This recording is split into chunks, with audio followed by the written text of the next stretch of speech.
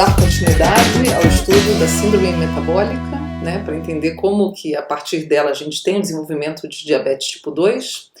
Bom, gente, então como eu falei para vocês, o tecido adiposo, né, a gente tem muito na ideia que ele é apenas com um reservatório energético e para amortecer impacto, né, mas ele também libera muita coisa. Então ele tem uma função endócrina, né, ele libera moléculas que vão atingir circulação e vão ter efeito sistêmico no organismo.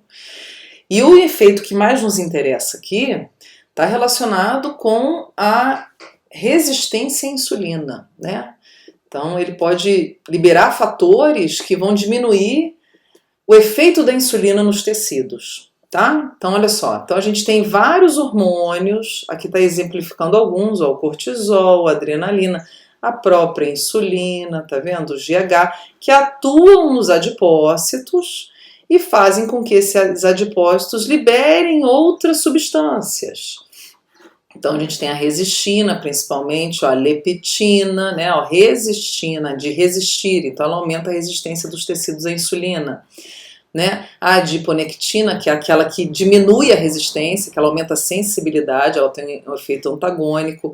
Ó, o PAI-1, que é um fator que é o inibidor do ativador do plasminogênio, quer dizer, ele inibe a degradação de trombos. Então ele é protrombótico, o angiotensinogênio, ácidos graxos livres, lipase lipoproteica, que estimula a lipólise, né, a quebra dos triglicerídeos, enfim, ele libera uma série de fatores que vão ter um efeito sistêmico. Então, para tirar aquilo da cabeça da gente que o tecido adiposo é só reservatório de energia ou só para amortecimento, ele também tem uma função endócrina, né? Fora as citocinas aqui, que vão fazer bagunça também, que a gente vai falar. Então é o seguinte, vamos ver aqui, preparei para variar, né?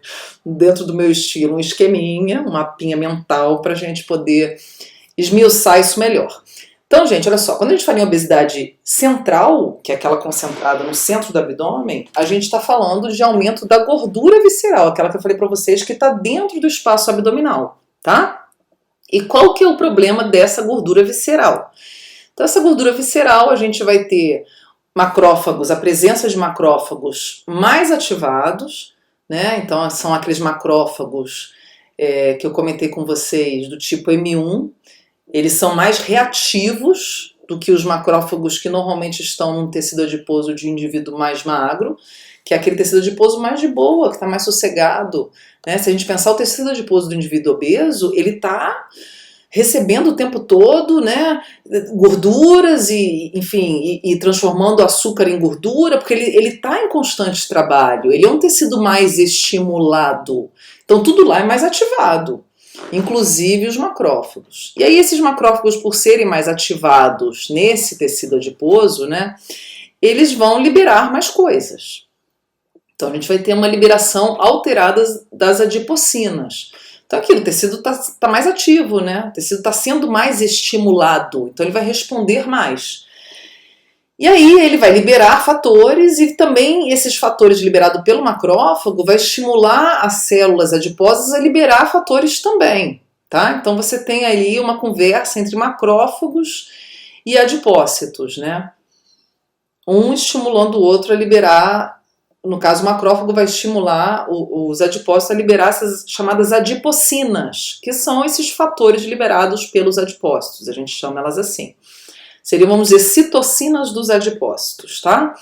E aí, então, a gente vai ter, que tipo de alteração vai ser essa? Ó, o indivíduo que normalmente tem um tecido adiposo dele de boa, ali tranquilinho, que é um indivíduo mais magrinho, que o tecido adiposo ele não recebe tanta, né, suporte energético, vamos dizer assim, ele não está tão ativo. Você tem mais liberação de adipocinas anti-inflamatórias, como por exemplo a IL-10 e a adiponectina. No caso do indivíduo obeso, você vai ter essas adipocinas anti-inflamatórias sendo liberadas numa menor quantidade, tá? Então o macrófago faz isso, ó, não, essa aí agora não, a gente tem que liberar aquelas que vão botar, né, vão ativar, fazer bagunça no organismo, colocar fogo no coreto, assim. Então a gente vai ter essa alteração, é justamente isso, menos adipocinas anti-inflamatórias e mais pró-inflamatórias. tá? Sendo que TNF-alfa e L1-beta e L6 vão ser liberadas também pelos macrófagos, tá ok? E a gente vai ter a resistina sendo liberada pelos adipócitos. É uma adipocina que resiste, né? Vai produzir resistência à insulina, por isso que recebe esse nome.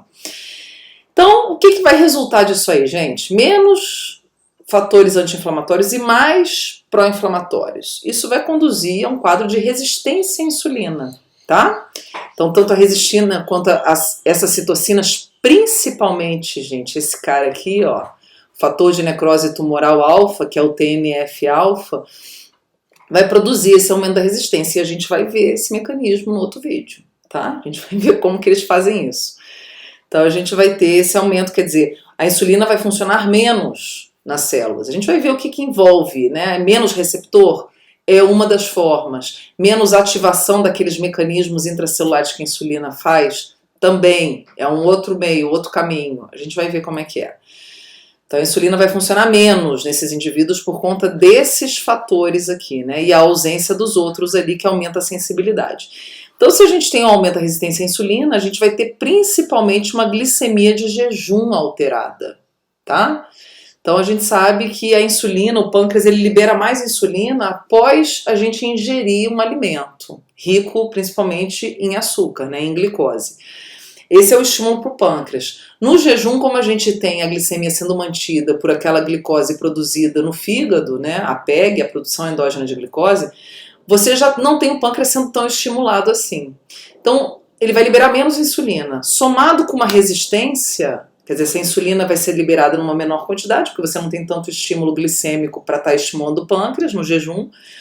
Então, você vai ter menos insulina e essa insulina funcionando menos. Então, normalmente, a primeira glicemia a ser alterada nesses indivíduos, gente, é a glicemia de jejum, tá? A dificuldade dele inicial vai ser o controle da glicemia de jejum.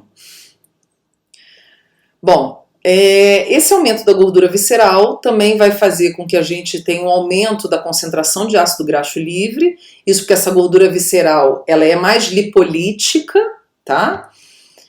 E aí isso vai trazer problemas, né? Então isso vai fazer com que a gente tenha um aumento ainda maior desse processo inflamatório no próprio tecido adiposo, então vai alimentar essa história aí de mais fatores pró-inflamatórios. Além disso, ela vai produzir a chamada lipotoxicidade, tá? Aonde? Naqueles tecidos que são alvo da insulina.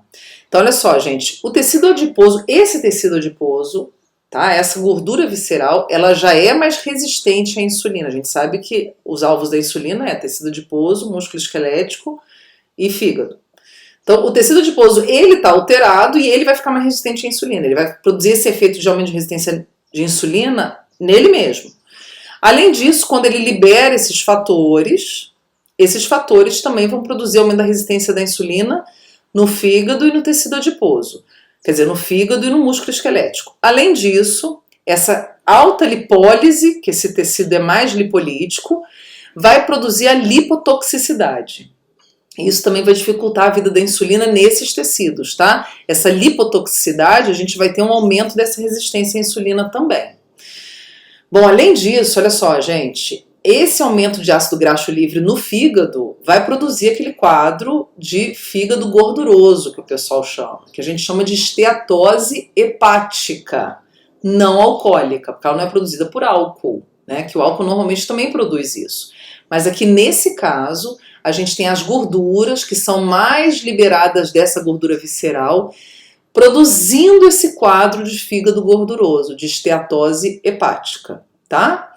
E aí o fígado ele vai responder a isso, liberando mais fibrinogênio. Então, fibrinogênio ele é uma proteína que é precursora de uma outra chamada fibrina, que constitui uma rede, então, que forma trombos, que formam os chamados coágulos intravasculares, que a gente chama de trombo, que forma aquele tampão hemostático e quando cresce demais vira trombo, né, quando ele perde o seu limite de crescimento, e vai liberar mais o PAI. Né? O que é o PAI? É o inibidor do ativador do plasminogênio. Uau, dá até um nó na cabeça. O que é esse plasminogênio, gente? O plasminogênio, ele equivale ao fibrinogênio, ele é um precursor, mas ele é um precursor da plasmina.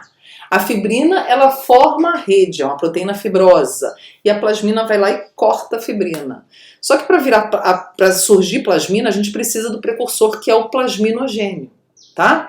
Só que esse pai aí, ele vai inibir a molécula que ativa o plasminogênio, transformando em plasmina. Quer dizer, a plasmina degrada a fibrina. Então a plasmina, ela é antitrombótica. E o plasminogênio também, que é o que gera ela, né? O pai da plasmina, vamos dizer assim. Esse pai aqui, que é o inibidor, ele vai impedir que o plasminogênio seja convertido em plasmina. Quer dizer, ele vai impedir o surgimento daquele fator que degrada a fibrina. Então a fibrina não vai degradar. A gente vai ter mais precursor de fibrina, que é o fibrinogênio. Fibrinogênio, vamos dizer, é o pai da fibrina.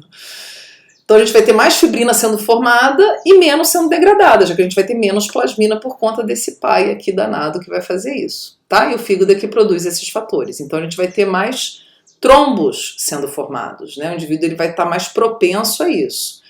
E isso vai aumentar o risco cardiovascular, né, gente? Maior risco de isquemias, de tromboembolia, de você ter infarto agudo do miocárdio, de ter acidente vascular cerebral e por aí vai. E aqui a lipotoxicidade, aquilo que eu comentei com vocês, levando também esse aumento da resistência à insulina, tá? A presença desses ácidos graxos livres, ó. E aí, se a gente tem o aumento da resistência à insulina, tá vendo? A gente tem uma retroalimentação positiva aqui, de caos, né? A coisa só vai piorando. Se a insulina está funcionando menos, gente, isso aqui vai contribuir, que é o que esse setão fez aqui, ó, a aumentar o ácido graxo livre. Lembra, a insulina, ela estimula a lipogênese, a formação do tecido adiposo, né? A formação de triglicerídeo. Se você tem a insulina funcionando menos, significa que você vai ter mais a reação oposta à lipogênese, que é a lipólise, tá? Então, mais ácido graxo livre circulando por aí, tá ok? Bom, então olha só, gente. Quando então a gente tem a redução da ação da insulina, né, isso que a gente está falando, que é o quadro de resistência à insulina, a gente tem um aumento do ácido graxo livre.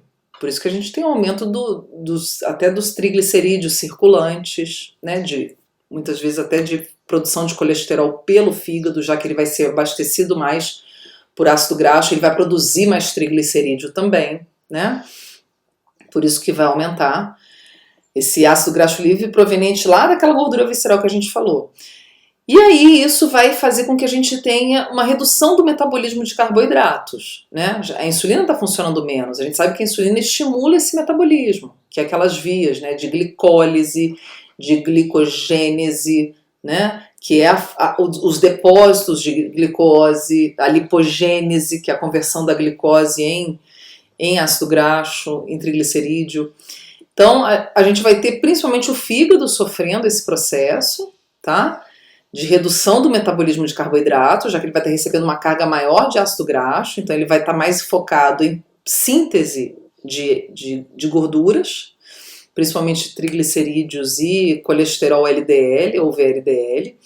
Então isso é resultado de uma redução, já que a insulina vai agir menos, então a gente vai ter menos glicólise acontecendo, já que a insulina estimula a via glicolítica, e a gente vai ter mais gliconeogênese, tá?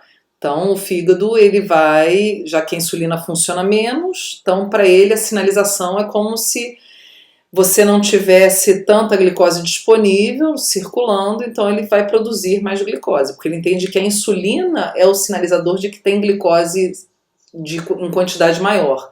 Se você tem uma ação menor da insulina, significa que para o fígado você tem pouca glicose disponível, então ele precisa fornecer glicose para o organismo. Então você vai ter a via de gliconeogênese sendo mais acionada. E é isso que vai contribuir para quê, gente? Para a alteração da glicemia de jejum, tá? Então se a glicemia de jejum ela ficar entre 100 e 125, a gente diz que o indivíduo ele tem um quadro de resistência à insulina, ele tem um chamado pré-diabetes. Se tiver acima disso, 120, igual a 126 ou mais, a gente já considera ele diabético tipo 2. Ok? Né? E normalmente isso vai estar alterado porque a gente não vai ter não só uma redução da ação, mas uma redução também da secreção, os dois juntos. Tá ok, gente? E aí você tem um impacto ainda maior em cima dessa glicemia de jejum. Tá? É importante a gente pensar, a gente tem que conseguir distinguir bem o que é glicemia de jejum e o que é glicemia pós-prandial, tá?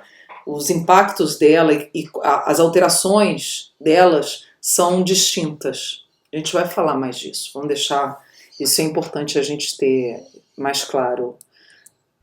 Tá ok, gente? Então era isso que eu tinha para falar para vocês. Eu espero que vocês tenham gostado. No próximo vídeo a gente vai falar de resistência à insulina. Vamos falar do mecanismo que está por trás disso aí.